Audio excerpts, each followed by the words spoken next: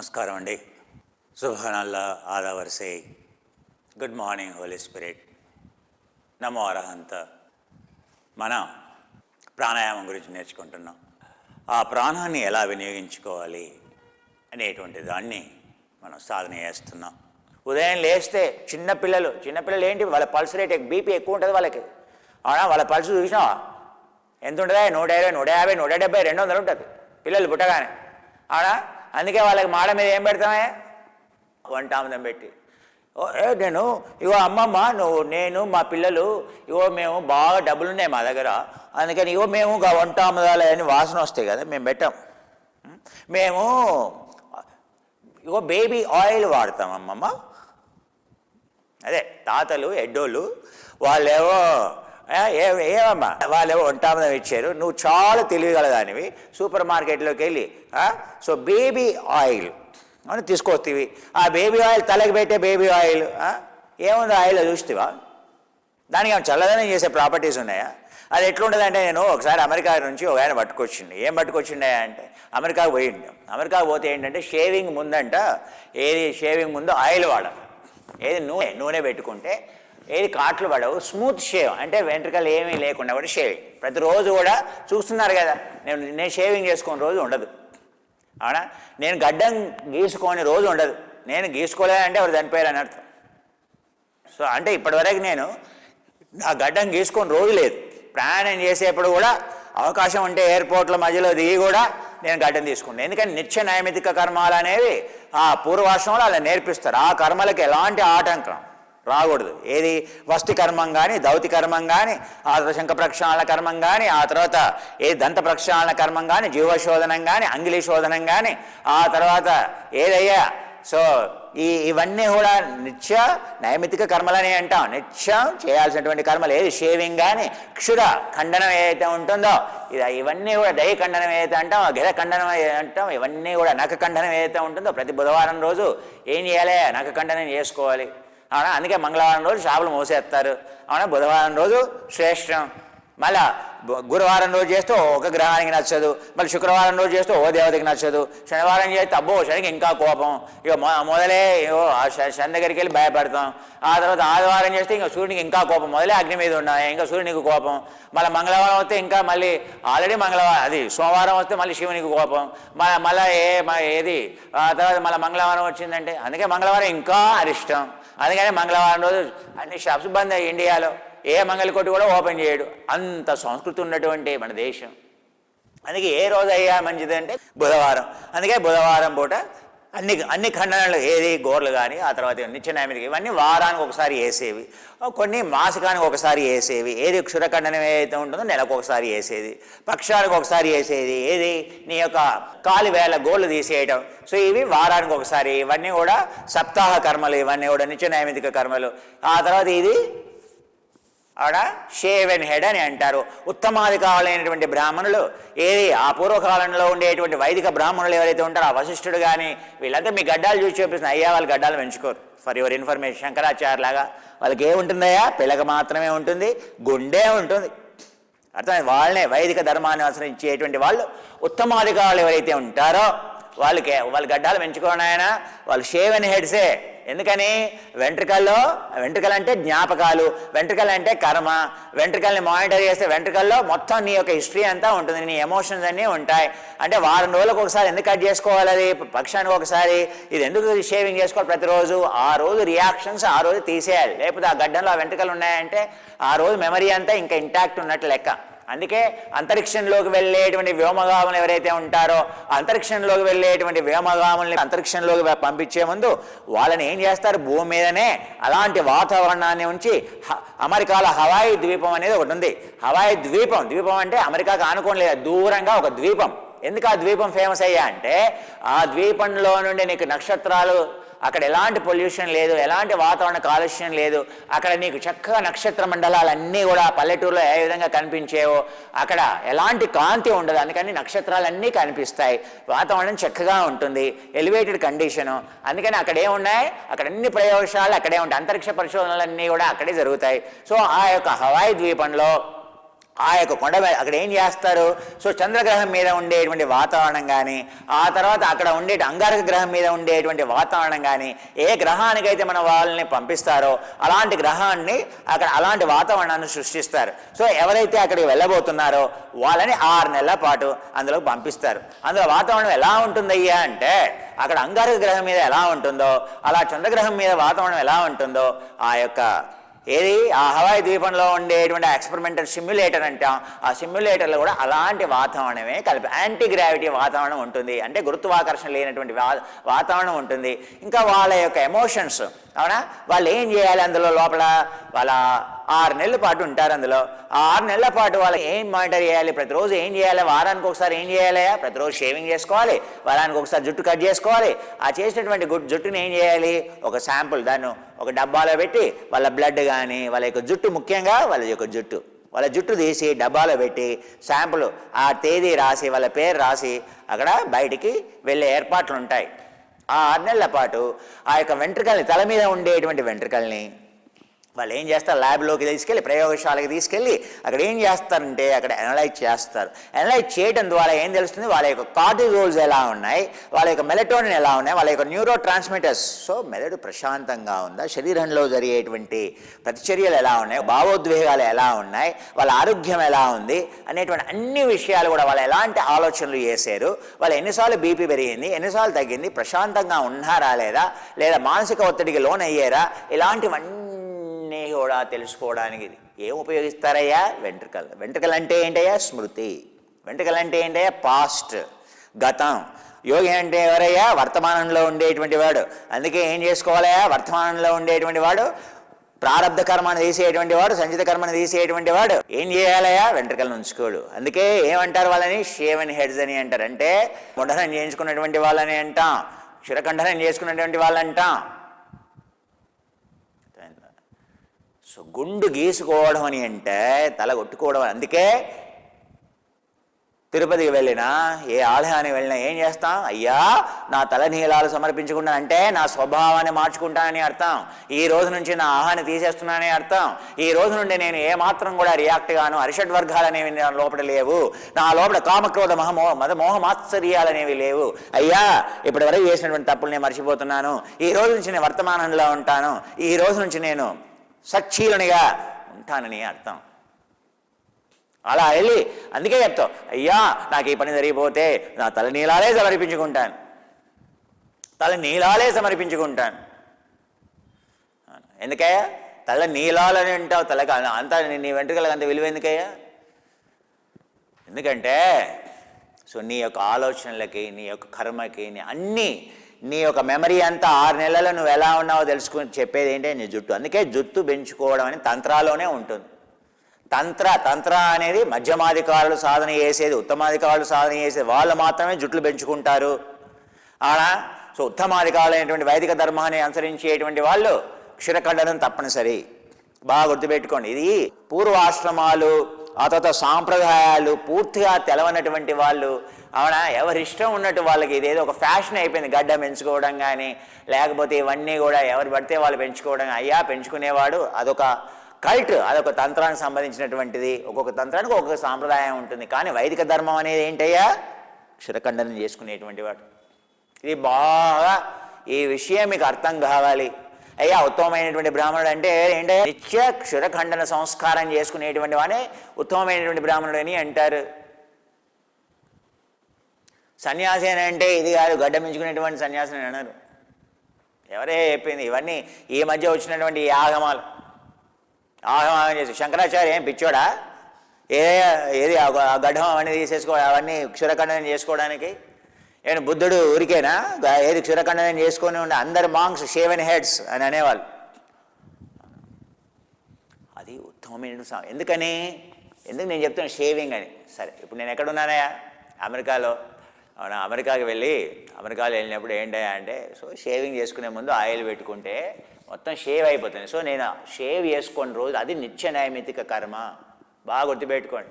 మీకు బద్ధకం బాగా వేసి ఓ సోమవారం రోజు చేసుకోవద్దు, అందుకని అబ్బో మంగళవారం రోజు షేవింగ్ చేసుకోవద్దు సార్, అదే నువ్వు బయటికి వెళ్ళకూడదు. ఆయన బయట షాపే క్లోజ్, ఈ షేవింగ్ అనేది మరి మంగళవారం రోజు తినకు, మంగళవారం ముందు రోజు తినకు, మంగళవారం రోజు కింద నుంచి కూడా తీసేయకూడదు. ఆ రోజు మూత్రానికి పని పోకూడదు. మనం ఏది నిత్య నైమితిక కర్మలు ఇవన్నీ కూడా నిత్య కర్మలు, చేయాల్సినటువంటి కర్మలు ప్రతిరోజు. ఏది మన యొక్క మూత్ర విసర్జన కానీ మల విసర్జన కానీ ప్రతిరోజు ప్రాతకాల కర్మలని అంటాం. వేకోజావం లేవగానే న్యాచురల్ కాల్స్ అని అంటాం, నేచర్ కాల్స్ అని అంటాం, ప్రకృతి యొక్క ధర్మాలు అని అంటాం, కుదరతికి కానూని అంటాం, ధర్మం రక్షిత రక్షిత అంటాం. అలాంటిదే ఇది కూడా. బాగా బద్ధకం వేసే మా తాతయ్య చెప్పింది తెలుసా, అబ్బో ఇవాళ వేసుకో బద్ధకం వేసి. నేను చాలామంది బ్రాహ్మణులను చూస్తానండి, ఎవరి పిచ్చి వాళ్ళని అలా అయిపోయిందండి. నేను ప్రతి ఆశ్రమాల్లో జాయిన్ అవుతే ఏంటయ్యా, జంధ్యం వేసుకుంటేనే, పేరు మార్చుకుంటేనే నేను ఆశ్రమంలో జాయిన్ చేసుకుంటాను. ప్రతి ఆశ్రమంలో బ్రాహ్మణుడు అయితేనే జాయిన్ చేసుకుంటాను. బ్రాహ్మణుడు అంటే ఎవరయ్యా? పరబ్రహ్మని ఆశించేటువంటి వాడు బ్రాహ్మణుడు. అసలు బ్రాహ్మణుడు అంటే పరబ్రహ్మ పొందినటువంటి వాడు బ్రాహ్మణుడు, సాక్షాత్కారం పొందినటువంటి వాడు. అవునా? సో వాడి యొక్క ఉద్దేశం, ఆయన యొక్క ఉద్దేశమే అది. నేను ఏ ఆశ్రమంలో జాయిన్ అయినా కూడా మొట్టమొదటి ఏంటయ్యా, జంధ్యం వేసుకోవాలి, సంధ్యావందనం చేయాలి, ఉదయం సాయంత్రం పిలక పెట్టుకోవాలి, షేవింగ్ చేసేసుకోవాలి, గంగానదిలో దూకాలి, ఉదయం పూటనే సంధ్యావందనం చేయాలి, నమస్కారం ఉదయం పూట. కైలాస ఆశ్రమంలో కానీ, అవునా రిషికేశ్ ఆశ్రమాల్లో కానీ ఏ ఆశ్రమం అయినా దూకాలి, గంగానదిలోకి దిగాలి, సంధ్యావందనం చేయాలి, అన్ని సంస్కార కార్యక్రమాలు. అయ్యా ఉదయం పూట తినేసరికి 11 అవుతుంది, అవునా, అగ్నిహోత్రం చేయాలి, ఇవన్నీ వేసుకునేసరికి 11 గంటలు అయిపోతుంది. అని ఇవన్నీ వైదిక ధర్మక్రియలు, నిత్య నైమితిక క్రియలు. ఎప్పుడు కొన్ని ఆశ్రమాలు కొన్ని సాంప్రదాయాలు ఉంటాయా, అవన్నీ నువ్వు వేసావా, అన్ని నిజంగా అంత నిక్కచ్చిగా నువ్వు చేస్తున్నావో లేదో నాకు తెలియదు కానీ చెబుతున్నాను. ఏం చేయాలా, ప్రతిరోజు షేవింగ్ చేసుకోవాలి, ప్రతిరోజు ఈ ఖండనం కూడా చేసుకోవాలి, క్షురఖండనం చేసుకోవాలి. ఉదయం లేవగానే మేము చిన్నపిల్లలు అందరూ ఒకరి గుండె ఒకరికి గీసుకోవాలి. ఇదే ఆ చిన్నప్పటి నుండి మేము నేర్చుకున్నది. జంధ్యం వేసుకోవాలి, ఏ విధంగా, ఏది గోచి కట్టుకోవాలి, గుడ్డ వేసుకోవడానికి లేదు, షర్టు. అవునా, చల్లకాలం చలికాలం అయితే ఇంకా ఘోరం. అవునా, షర్ట్ వేసుకోవడానికి లేదు, ధోతి వేసుకోవడానికి లేదు, పంచ కట్టుకోవాలి. అవునా, ఆ నదిలో దూకాలంటే నీళ్ళు ఎలా ఉంటాయి? నాకైతే హాయిగా ఉండేది. మీకు అమ్మో ఎలా ఉంటుంది కుమారుగా, చల్లగా ఉంటుంది కదా. ఉంటుందయ్యా, చలికి భయపడేవాడికి ఉంటుంది. ఆ విధంగా ట్రైనింగ్ ఇచ్చామని ఇప్పుడు ఏం చేస్తాం? మీరు త్వతోద్వంద్వ అభిఘాతాన్ని శీతోష్ణ స్థితులు మీరు తట్టుకోలేరు. సరే, ఇంతకు ఆయిల్ సంగతి ఏంటి? ఇక కుమార్ గారు ఏదైనా విషయం చెప్తే ఏంటంటే అన్ని విషయాలు చెప్తారు. ఇక మరి అలా చెప్తేనే కదా మనం అన్ని స్టోరీ రూపంలో చెప్తేనే మన మైండ్కి ఎక్కుతాయండి. లేకపోతే మనం ఎక్కడ నేర్చుకుంటామండి? నేర్చుకోం కదా. లేటెస్ట్ రీసెర్చ్ కూడా అదే చెప్తుంది, స్టోరీ ఫామ్లోనే చెప్పాలంట. పిల్లలకు కూడా ఏదైనా చెప్పాలంటే స్టోరీ ఫామ్లో చెప్పాలంట. బాసులు కూడా పనిచేసే చోట ఏదైనా చెప్పాలంటే స్టోరీలు చెప్పాలంట. అందుకని నేను కూడా ఇది ఈరోజు కాదు కదా, చిన్నప్పటి నుండే వస్తుంది మనకి సాంప్రదాయం. అప్పుడే మన ప్రవర్తనలో స్వభావంలో మార్పు వస్తుంది. సరే, ఇంతగా ఆయిల్ ఎంతనయ్యా అంటే, సార్ ఇది వెరీ ఎక్స్పెన్సివ్ ఆయిల్, అంటే ధనవంతులే వాడుకుంటారు కదా, ప్రీ షేవింగ్ ఆయిల్ అంటారు. అంటే షేవింగ్ ముందు ఆయిల్ పెట్టుకోవాలి.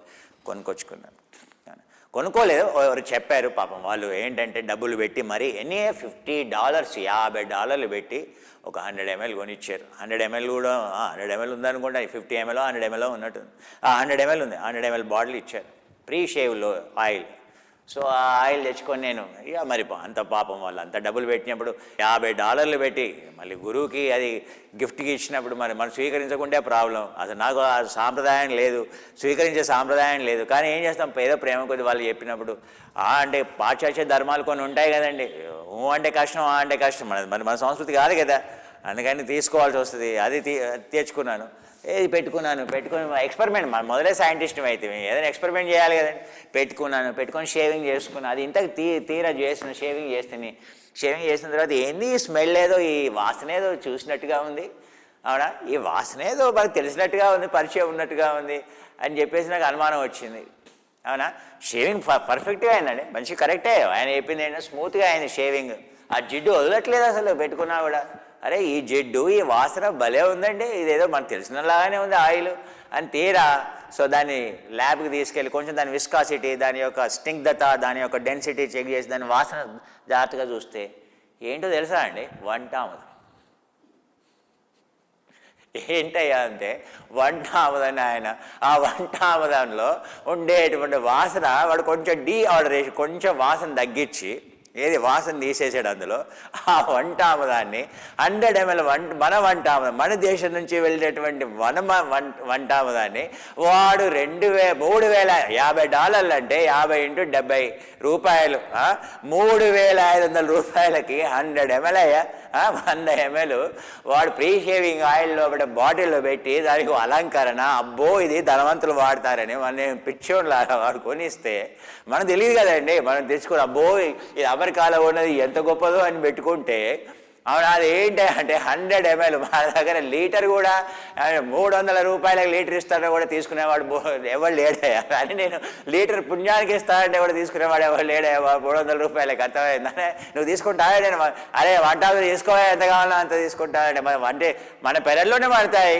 అవునా వంటామదం, అవునా వంటామదం గింజలు. మా చిన్నప్పుడు అంతా అదే ఉండేది. ఏంటంటే వంటామదం గింజలు అవి ఉడికించాలి, ఆయిల్ తీయాలి, తాగాలి.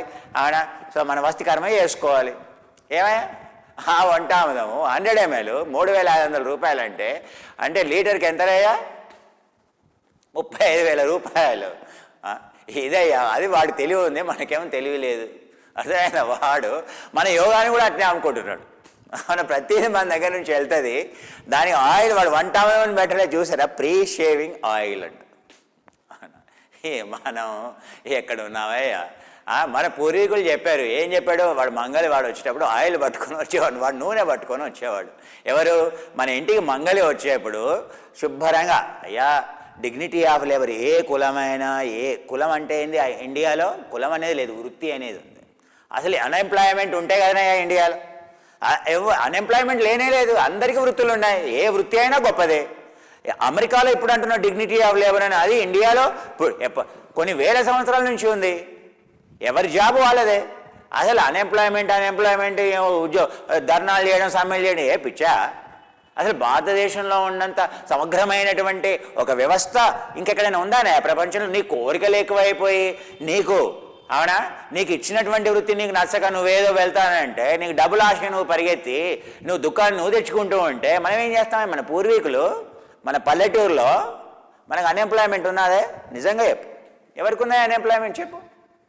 ఎవరి వృత్తులు వాళ్ళకి. ఇగో ఈ వీధి వడ్రంగి వీధి, ఇగో ఈ వీధి కుమ్మరి వీధి, ఇగో ఈ వీధి పద్మశాలి వీధి, ఇగో ఈ వీధి విశ్వబ్రాహ్మణుల వీధి, ఇగో ఈ వీధి పటేళ్ల వీధి, ఈ వీధి కర్ణాళ్ళ వీధి, ఈ వీధి బ్రాహ్మణుల వీధి, ఈ వీధి కాపుల వీధి, ఈ వీధి అనేది యాదవుల వీధి, ఈ వీధి అనేది గౌడ్ల వీధి, అవునా, ఈ వీధి అనేది ఇగో మన మాళ్ళ వీధి, ఇది అనేది మన అన్ని విధంగా ఏ వీధికి ఆ వీధి, ఏ వాడకి ఆ వాడ. ఏ పల్లెటూరుకి వెళ్ళు భారతదేశంలో ఉన్నాయా లేవా? అంటే అవి విచక్షణ కాదయ్యా, మనం అలా ఆలోచిస్తున్నాం, మూర్ఖులమయ్యా, అలా తయారైపోయాం మనం. మనకు అర్థం కాలా ఏంటవి? Designated jobs. అన్ఎంప్లాయ్మెంట్ అనేది, ఉద్యోగం లేదంటే ఎంత ఇన్సెక్యూరిటీ ఉంటుందే? ఉద్యోగం లేదు, వాడు బెంచ్ మీద ఉన్నాడంటే అమెరికాలో వాడి బీపీ పెరిగిపోతూ ఉంటుంది, టెన్షన్ పెరిగిపోతూ ఉంటుంది. అవునా, అసలు భారతదేశంలో జాబ్ గురించి, వృత్తి గురించి ఆలోచించాల్సిన పనే లేదు. వృత్తి ఆల్రెడీ వచ్చింది. అవునా, ఏమొచ్చింది? అందరూ సెక్యూర్డ్. అసలు పంట పండింది అని ఇంటికి ఏమైనా వస్తాయా ధాన్యం రైతుకి? ఏమీ రావు. ఎందుకని? ఇగో ఈ కుప్ప, ఇగో ఇది పద్మశాలి కుప్ప, ఇగో ఇది విశ్వకర్మ కుప్ప, ఇగో ఇది కమ్మరి కుప్ప, ఇది కుమ్మరి కుప్ప, ఆ తర్వాత ఇది మంగళి కుప్ప, ఇది చాకలి కుప్ప, ఈ విధంగా ఇది యాదవుల కుప్ప, ఇది గౌళ్ళ కుప్ప, ఇది అన్నీ మిగిలిన తర్వాత ఆ కళ్యాణ్లో ఆ పంట పొలంలోనే పంపకాలు. ఏమైనా మిగిలితే అప్పు తెచ్చుకున్నావు కదా, వైశ్యుల దగ్గర అప్పు తెచ్చుకున్నాం. ఆ అప్పుకి ఫస్ట్ వాడి బండి అక్కడ వెయిట్ చేస్తూ ఉంటుంది, మొదలు వాడి బండిలో వేసేస్తారు. ఇంకా ఏమైనా తింటానికి మిగిలి ఉంటే అది నీ ఇంటికి వస్తాయి. ఎందుకని? నీ ఇంట్లో ఏది బండినా, నీ పొలంలో కూరగాయలే బండొచ్చు, బెండకాయలే బండొచ్చు, నీ ఇంట్లో నీ యొక్క పొలంలో ఏది టమాటాలే బండొచ్చు, ఏది బండినా కూడా నీ పొలంలో అది ఎలా ఇలాగే వెళ్ళేది, అందరికీ వెళ్ళేది. ఆ విధంగా పల్లెటూరులో అందరూ ఆరోగ్యంగా, అన్యోన్యంగా, గౌరవభావంతో చక్కగా సమగ్రమైనటువంటి ఒక గొప్పనైనటువంటి వ్యవస్థ, భిన్నత్వంలో ఏకత్వం, ఆ తర్వాత ఈ ఏకత్వంలో ఎంతో ఉన్నతత్వం. అందరూ ఎవరూ కూడా ఏ రోజు కూడా అన్నానికి చనిపోలేదు, అందరూ కూడా చక్కగా ఆరోగ్యంగా ఉన్నారు, అందరూ కలిసి ఉన్నారు. ఆ ఊర్లో ఒకరికొకరంటే తెలవని వాళ్ళు ఎవరయ్యా? ఎవడైనా చనిపోయాడంటే ఊరంతా కదిలొస్తుంది, పాలి వాళ్ళ పగలు పక్కన పెట్టవయ్యా. అది సంస్కారహీనమైన తర్వాత ఆ యొక్క పాలి వాళ్ళ పగ, ఈ పొగ, ఆ పగ పక్కన పెట్టవయ్యా. అదర్వైజ్ చెప్పు, నీకేమైనా జరిగితే నీ పక్కవాడు పాలివాడైనా వస్తాడా రాడా? మొదలు పలకరించేవాడు వాడే. మన హాస్పిటల్ తీసుకెళ్ళేది వాడే కదా. మనమంతా మూర్ఖులమయ్యావయ్యా. అలాంటి సమగ్రమైనటువంటి ఏమైనా దాచుకునేది ఉంటుందా పల్లెటూరులో? నువ్వు వెళ్ళావు, అబ్బా నీ తాత ఇలా గొప్పవాడు ఉండేవాడు, నీ ఫాదర్ ఇలా ఉండేవాడు, మంచి తెలుసు చెడు ఏది తెలిసినా అందరికీ తెలుసు మన గురించి, ఏం దాచుకునేది లేదు. ఇప్పుడు నీ విషయం, నీ పేరు కూడా ఎవరైనా అడిగితే కోపం సిటీలో, నీ పక్కవాడు, నీ పక్క అపార్ట్మెంట్లో ఉన్నవాడికి కూడా నీ ఆచూకి చెప్పకూడదు. నువ్వు ఎక్కడి నుంచి అడిగితే కోపం, నువ్వేం చేస్తున్నావు అంటే కోపం, ఏ కులం అంటే కోపం. నీ పల్లెటూరులో అసలు నీ గురించి తెలియని వాళ్ళు ఎవరైనా ఉన్నారా? అది మంచి వ్యవస్థనా? హ్యూమన్ బీయింగ్ అందరితో కనెక్ట్ అయ్యేవాడు మనిషి అయ్యా ఆడా. సో ఇది మన ఎక్కడి నుంచి వచ్చే కుక్కల సంతానం నుంచి వచ్చే కుక్కలు అంటే ఏంటి? వీధిలో ఉండేటువంటి కుక్కలన్నీ కూడా ఎవరిని రానివ్వవు, అందరూ కలిసి అటాక్ చేస్తాయి. దాన్ని ఏమంటారు? Social living. సామాజికంగా ఒక దగ్గర ఏది కలిసి ఉండటం. ఓం సహనావతు, సహన ఉన్న దాంట్లో పంచుకోవడం. ఊర్లో ఉండేటు ఓం సహనౌ భునక్తు సహ వీర్యం కరవావహై సహనావతు సహనౌ భునక్తు సహ వీర్యం కరవావహై తేజస్వినా వధీతమస్తు మా విద్విషావహై అని వేదం చెబుతోంది. ఎందుకు చెప్తున్న? పల్లెటూరులో భారతదేశంలో ఉండేటువంటి వాళ్ళు ఎలా ఉండేవాళ్ళంటే ఉన్న దాంట్లో పంచుకునేవాళ్ళు. ఆ పొలంలో పండింది అందరినీ పంచుకునేవాళ్ళు. రైతు ఎప్పుడు కూడా ఇంటికి తీసుకెళ్ళా, ఆయనకి ఎంత కావాలి ఇంత కావాలి. ఇప్పుడు దాన్ని ఛార్జ్ చేశాడా? చేయలేదు. సేవలు మాత్రం బార్టరింగ్ అంటారు. వస్తువుల రూపంలోనే మొత్తం లావాదేవీలన్నీ. అసలు డబ్బులు అనేవి అవసరమే లేదు విలేజ్లో. డబ్బులు ఎప్పుడు అవసరం? ఏదో పరాయి ఊరికి వెళ్ళి ఏదో గుడ్డల్లాంటి, అది కూడా ఏదైనా నువ్వు పల్లెటూరులో కొనలేనటువంటి వస్తువు ఏదైనా బంగారం కొనదలుచుకుంటే అది కూడా కంసాలకి ఇస్తే అతనే తెచ్చేవాడు. అసలు నీకు బయటికి వెళ్ళాల్సిన అవసరమే లేదు, పెట్రోల్ బంక్ చేయాల్సిన అవసరం లేదు, కిలోమీటర్ల కొద్ది షాపింగ్ చేయాల్సిన అవసరమే లేదు, అన్నీ ఇంటికే వచ్చాయి. ఏది తక్కువైందానయ్యా? అంత సమగ్రమైనటువంటి వ్యవస్థను వదిలేసి ఇప్పుడేమో జాబ్ లేదంటావు, ఇది లేదంటావు, అది లేదంటావు. ఇదంతా స్వార్థం, బాగా లోభం పెరిగిపోయి. కానీ లేకపోతే ఏంటయ్యా? ఇప్పుడు వచ్చే పక్కవాడు రూమ్లో చచ్చిపోతే పక్క రూమ్లో మన పక్క ఫ్లాట్లో ఉండే మనతో పాటు వాడు కూడా ఫ్లాట్ కొనుక్కున్నాడే, వాడు చనిపోతే ఆ ఫ్లాట్లో వాడు చనిపోవాలని అంట ఆ యొక్క అపార్ట్మెంట్లో పెట్టకూడదంట, వాడి కలేవరం రోడ్డు మీద పడేయాలంట. ఇదేం సంస్కృతి అయ్యా? ఇదేం సహజీవనం అయ్యా? ఇది పెద్ద పులులు అంటే ప్రెడేటర్స్ అని అంటారు. ఒకప్పుడు పెద్ద పులి, సింహము, ఆ తర్వాత ఇవన్నీ కూడా మృగాలు. అవన్నీ ఏమనుకుంటాయి? అవి ఎవరిని దగ్గరికి రానియవు. నేనే ప్రెడేటర్. అక్కడ నుండి మనం జింకగా మారాం, అక్కడ నుండి మనం హార్స్గా మారాం, అక్కడ నుండి మనం కుక్కలుగా మారాం, అక్కడ నుండి కోతులుగా మారాం, ఆ తర్వాత సహజీవనం గొరిల్లాలుగా మారాం. మానవులు అంటే ఏంటి? Social being. సోషల్ బీయింగ్ అంటే ఏంటి? సొసైటీ అంటే సంఘం అంటే ఏంటి? సంఘజీవి అంటే అందరితో కలుపుకొని ఏది జాచుకోకుండా అందరినీ ప్రేమించేటువంటి వాడు, అందరితో కలిసి ఉండేటువంటి వాడిని మానవుడు అంటారు. సడన్గా అలా ఉండడానికి ఇష్టం లేదు. అబ్బో వాడికి తెలుస్తుంది, అక్కడ నుండి పారిపోయి వచ్చేసి హైదరాబాద్లోని నగరాల్లో ఒక పెద్ద పులిలా జీవించడంలో ఆనందపడేటువంటి వాడికి ఇంకా ఏ విధంగా సోషల్? ఎందుకు దుఃఖం? కనెక్షన్స్ అందరితో కలిసి ఉంటే సుఖం పెరుగుతూ ఉంటుంది. కానీ నువ్వు ఒక్కడివి ఎవరికి తెలియకుండా, నీ ఆనవాళ్ళు తెలియకుండా నువ్వు ఒక సింహంలా ఒక పులిలా ఉండేటువంటి వాడికి వాడి యొక్క జీవితం ఎంత దుర్భరమయ్యా. అందుకే దుఃఖం పెరుగుతుంది. అర్థమైందా అండి? So this is a book of authentic Himalayan yoga or a Krishnamacharya's yoga are called, whatever you call so-called Ashtanga yoga comes from Kurantaka. Even Krishnamacharya could not find in his lifetime authentic Kurantaka book. So, and nowhere in the world you have complete script of this text. It comes from the Kagyur tradition. But this is original yoga asana practice. How the asana, what Krishnamacharya practiced. So Mr. Steve, so from UK has done enormous amount of work of these pictures. You can see the beautiful pictures. This is the second edition we are printing. The first print is in UK. This is the second print. So the second print, having got printed, this is a special paper. In fact, Steve used a special paper for this book. And it has, as you can see, the different two colors of the papers shows original script, because original manuscript is here. We attach it to, you can see the original shlokas and original pictures. So there are the two colors in this too. You can see the two colors. One is the chants in Sanskrit, and another one, remaining all are, so the pictures. This is only the picture where you will find the oldest, authentic asana, drawn in those days by a human, so an incompetent, artist. You can say, because yogis are not artists, right? So you can see this is from original man. So original manuscript we attached, both Sanskrit chant and the pictures given in that original book. Okay? And English translation is here. And we have, for your description, so the posture here, for you to understand, we have given you here. So these are the illustrations given by Steve in the UK, the one who wrote that book Angel and Engine Driver. So the book in the UK printed was very expensive. So now this book in India, no compromise, but definitely in India when you publish or when you get it printed, it is economic comparatively. So since ours is a no profit, no loss company or organization by the students, so this is available now in India at off price, right? Now, so this is the first demonstration of addition.